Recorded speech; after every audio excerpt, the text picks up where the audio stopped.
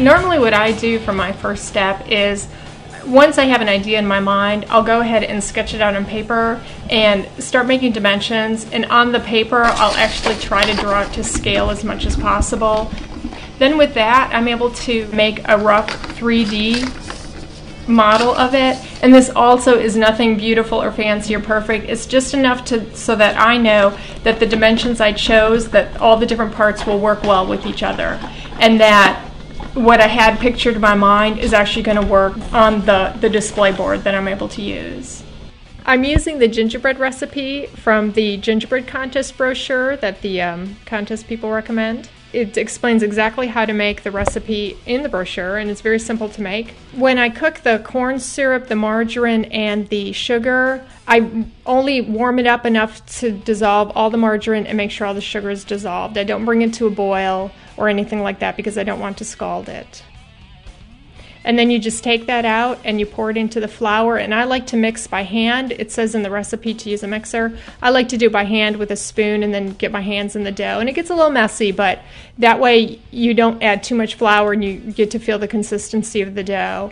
And I stop adding flour once the dough is just not sticky enough to stick to the table, and then I'll wrap it up in the plastic wrap and put it in the refrigerator for several hours to cool off. When it comes back out, it's pretty hard, so I normally have to wait for it to come back to room temperature before I can actually start rolling it out. When I roll out the dough, I roll it out directly onto the parchment paper, and before I use the parchment paper, I will cut it to the size of my pan so that I know exactly how much room I have to use. I use the dowels to kind of reshape the dough because most pieces are going to be square or rectangular. And so anything that's round, you lose all that dough. So I use them for the height of the dough and also to help make it as square as possible. Some people like to use a pizza cutter. I like to just use a knife. And what I do though is I don't cut straight across. You have to cut down. So you pick the knife up in between each cut and you just push straight down. And this doesn't pull the dough or tear the dough, and it gives a nice clean cut. And so you can see cutting it out on the parchment paper, the only thing I pulled away was the excess, and so the piece I cut out didn't get distorted or pulled. And I have a little extra here, just slice that off with a knife. And then another trick I like is if you have a long side that you think got a little wobbly, I just have an old wooden ruler. I just take it and push it straight, just to straighten out.